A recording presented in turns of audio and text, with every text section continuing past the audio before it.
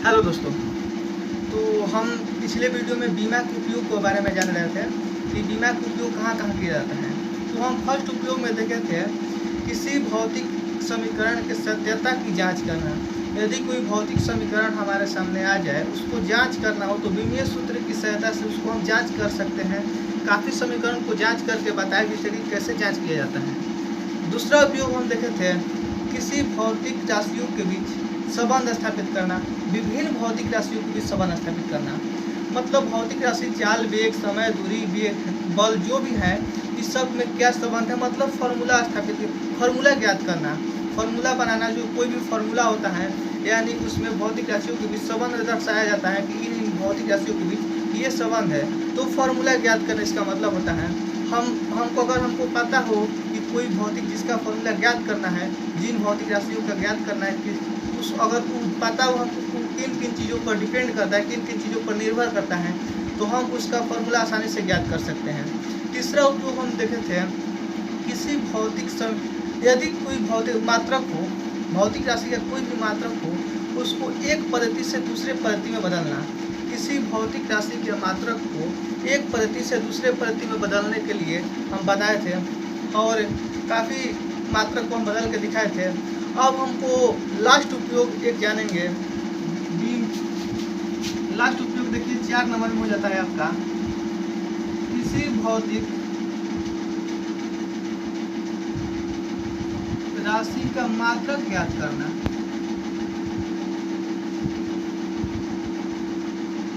किसी भौतिक राशि का मात्रक ज्ञात करना। कोई भौतिक राशि को अगर उसका मात्रक ज्ञात करना हो तो बीमा की मदद से हम उसका मात्रक ज्ञात कर सकते हैं। तो इसमें बीमीय सूत्र की सहायता से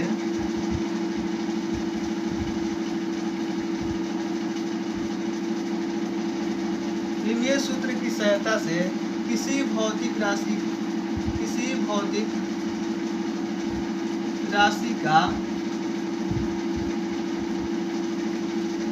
मात्रक ज्ञात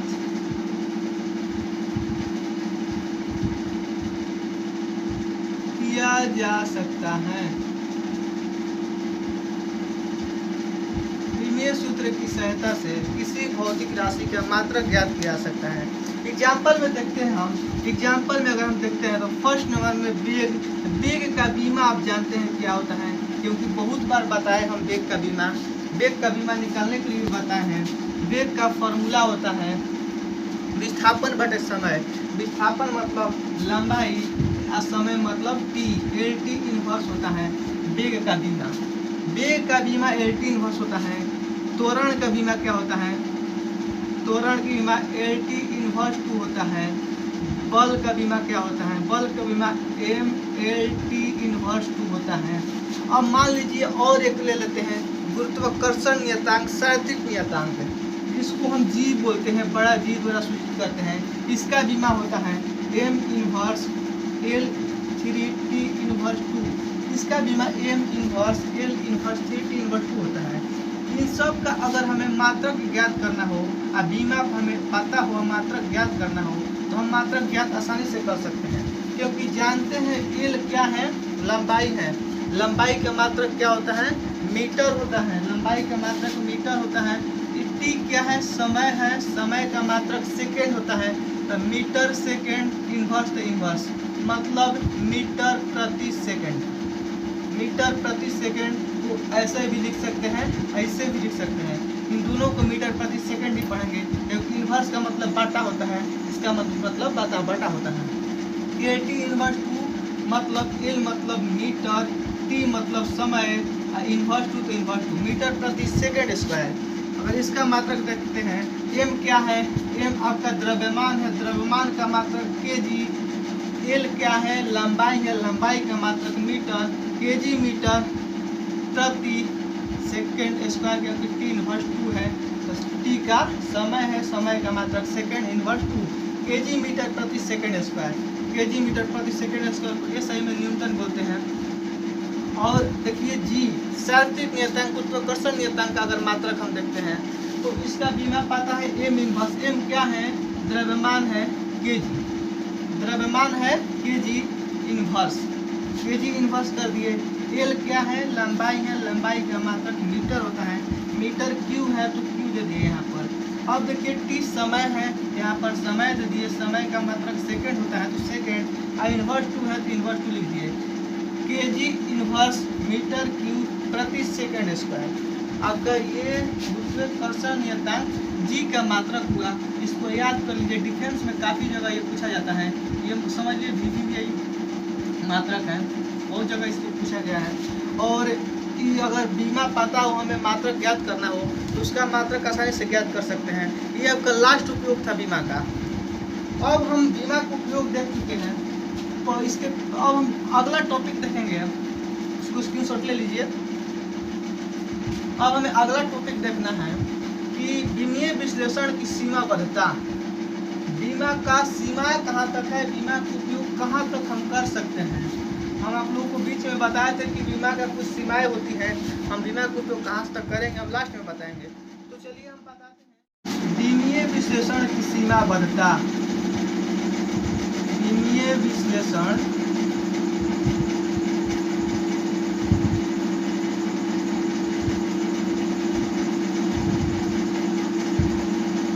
सीमाबद्धता, बीमीय विश्लेषण की सीमाबद्धता, ये मेरा अगला टॉपिक हुआ। मतलब बीमा का सीमाएं कहाँ तक होती है, हम बीमा का उपयोग कहाँ तक कर सकते हैं। इसके पहले वाला हम देखे थे टॉपिक, अगला टॉपिक पीछे वाला टॉपिक था मेरा बीमा का उपयोग। बीमा का उपयोग हम देख चुके हैं, और उपयोग में कहाँ तक उपयोग कर सकते हैं ये अभी आप लोगों को लिखवाने वाले हैं। तो फर्स्ट नंबर में लिखिए आप लोग। हम जानते हैं कि किसी भी बहुत 7 मूल राशियाँ होती हैं, चलिए लिखते हैं। हम जानते हैं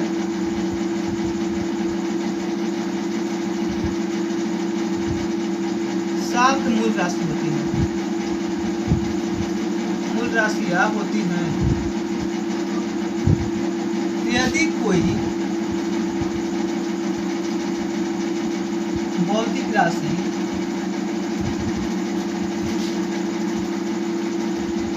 इन 7 में से किसी पर निर्भर न हो तो हम जानते हैं कि 7 मूल राशियाँ होती हैं। यदि कोई भौतिक राशि इन 7 में से किसी पर निर्भर न हो तो उसका बीमा ज्ञात नहीं किया जा सकता, तो उसका बीमीय सूत्र ज्ञात नहीं किया जा सकता।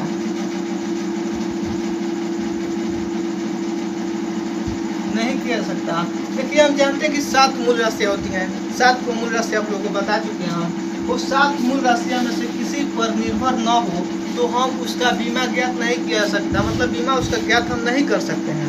दूसरा उपयोग आपका हो गया, दूसरा उपयोग होता है कि यदि किसी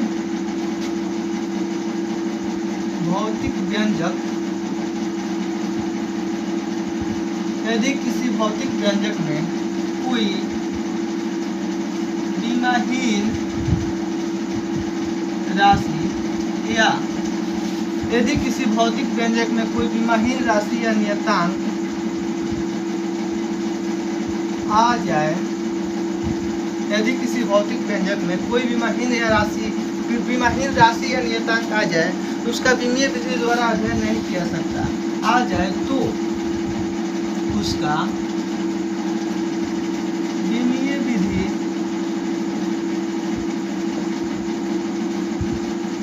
द्वारा अध्ययन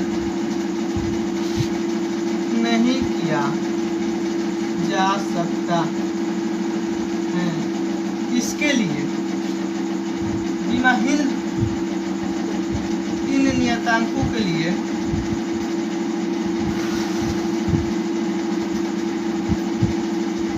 प्रयोग का सहारा लेना पड़ता है, प्रयोग का सहारा लेना पड़ता है। यदि किसी भौतिक व्यंजक में कोई बीमाहीन राशि या नियतांक आ जाए तो उसका बीमीय विधि द्वारा अध्ययन नहीं किया जा सकता है। इसके इन नियतांकों के लिए प्रयोग का सहारा लेना पड़ता है। हम जब आप लोगों को फार्मूला ज्ञात करना सिखा रहे थे तो वहाँ पर एक फार्मूला लिखे थे आवर्तकाल का t बराबर 2 pi root under L by g. ये 2 पाई कहाँ से लाए थे? तो k के बदले में लिखे थे प्रयोग से k बराबर 2 पाई। तो हम बताए थे कि जब प्रयोग बड़े बड़े कॉलेजों में जाइएगा तो प्रयोग करके बताया जाता है कि k का मान जो कांस्टेंट है, कांस्टेंट का मान 2 पाई कैसे आया। तो यही चीज़ है यहाँ पर कांस्टेंट k आया, k की जगह में हम 2 पाई लिख दिए। इसका बीमा हम ज्ञात नहीं कर सकते, बीमीय सूत्र द्वारा इसका अध्ययन नहीं किया जा सकता, इसलिए प्रयोग का सहारा वहाँ पर हम लिए थे। और एक फार्मूला आप ड्राइव किए थे वहाँ पर v स्क्वायर बराबर 2gh। इसमें भी ये 2 जो आया था k स्क्वायर के बदले में आया था। k स्क्वायर कांस्टेंट जो हम माने थे, समानुपाती के चिन्ह हटाए थे, वहाँ पर k आया था। तो k स्क्वायर जो कांस्टेंट था उसके बदले में हम 2 लिख दिए थे। तो यहाँ पर भी हम प्रयोग का सहारा लेकर k स्क्वायर के बदले में 2 लिखे थे। तो ये आप सीधे समझ गए होंगे कि प्रयोग का सहारा लेना पड़ता है, कैसे प्रयोग का सहारा हम लेते हैं। अब 3 नंबर में हम लिखते हैं, इसको स्क्रीनशॉट ले लिए, हम मिटाते हैं इसको। चलिए मिटा रहे हैं।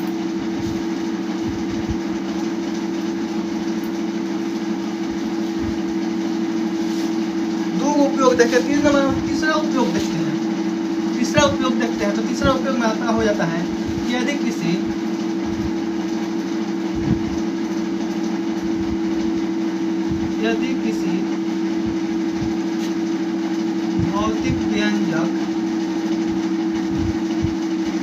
भौतिक व्यंजक में त्रिकोणमितीय या लघुगणकीय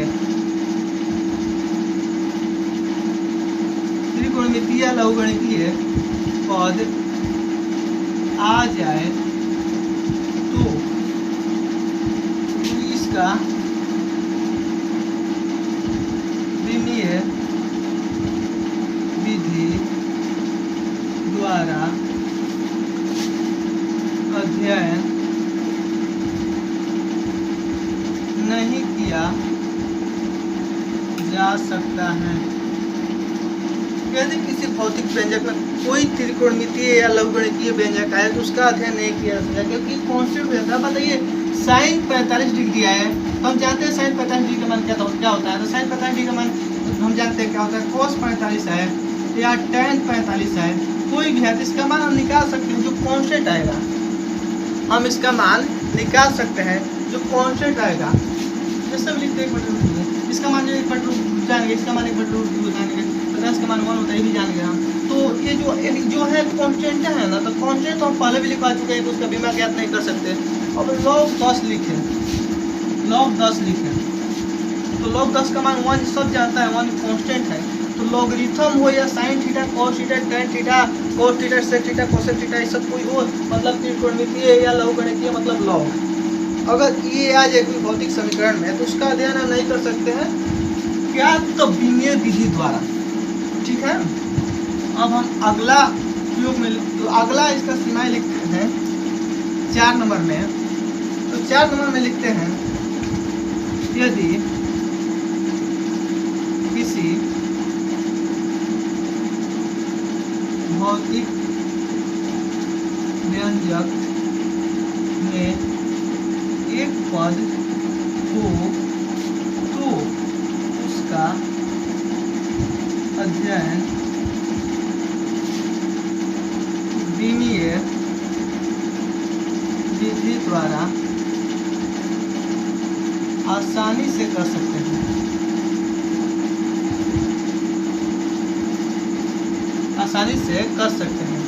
लेकिन जब एक से अधिक पद हो तो उसका विमीय विधि द्वारा अध्ययन नहीं किया जा सकता।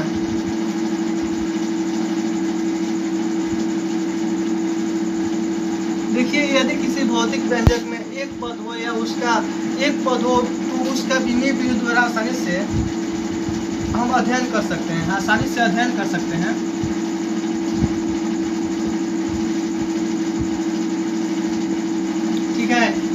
भौतिक व्यंजक में एक पद हो तो उसका अध्ययन विमीय विधि द्वारा आसानी से कर सकते हैं। अध्ययन तो लिखिए दिया यहाँ पर, कर सकते हैं, आसानी से कर सकते हैं। लेकिन जब एक से अधिक पद हो तो उसका विमीय विधि द्वारा अध्ययन नहीं किया जा सकता है। मान लीजिए हम फॉर्मूला लिखवाए थे t बराबर 2π√L/g। हम ये फॉर्मूला आपको स्थापित करके दिखाए थे।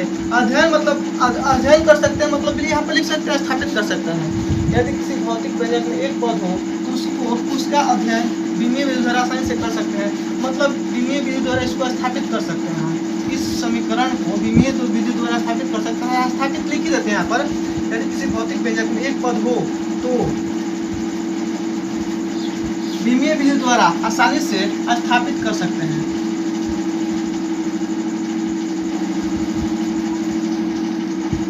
लेकिन जब एक से अधिक पद हो तो उसका विमीय विधि द्वारा उसको विमीय विधि द्वारा स्थापित नहीं कर सकते, स्थापित नहीं किया जा सकता, विमीय विधि द्वारा स्थापित नहीं किया जा सकता। हम इस फॉर्मूला को प्रूव करके दिखाए थे। कैसे कैसे इसको प्रूव किया कि किन किन चीज़ों पर डिपेंड करता है। डिपेंड करने के बाद उसको समानुपाती कर दिए थे, उसके समानुपाती के बदले कांस्टेंट लिख दिए थे और सबका बीमा लिख के याद कर दिए थे फॉर्मूला। तो ये फॉर्मूला याद करके दिखाए थे। अब बताइए एस बराबर ut प्लस, आप सब लोग जानते हैं एस बराबर ut प्लस हाफ AT² होता है। ये फॉर्मूला को स्थापित अगर करने के लिए बोला जाए विमीय विधि द्वारा तो इस फॉर्मूला को विमीय विधि द्वारा स्थापित नहीं किया जा सकता है, क्योंकि इनमें दो पद, देखिए एक पद ये हो गया और दूसरा पद ये हो गया। इसमें दो पद होने के कारण इस फॉर्मूला को विमीय विधि द्वारा स्थापित नहीं कर सकते हैं। लेकिन इसमें एक पद है जिसको स्थापित कर दिए हम। उस और एक फॉर्मूला का v² और 2gh, इसको भी स्थापित किए। देखिए इसमें भी एक पद है, इसमें भी एक पद है। इसमें देखिए एक दो को पद हो जा रहा है, इसलिए उसको स्थापित नहीं किया जा सकता। समझ गए? तो ये रहा आपका विमीय विश्लेषण की सीमाबद्धता। विमीय विश्लेषण की सीमाबद्धता, बीमा कहाँ तक सीमाएं होती हैं। तो बीमा की सीमाएं खत्म हुए यहाँ पर। अगला वीडियो हम न्यूमेरिकल देखेंगे कुछ। ठीक है, धन्यवाद, मिलते हैं अगले वीडियो में।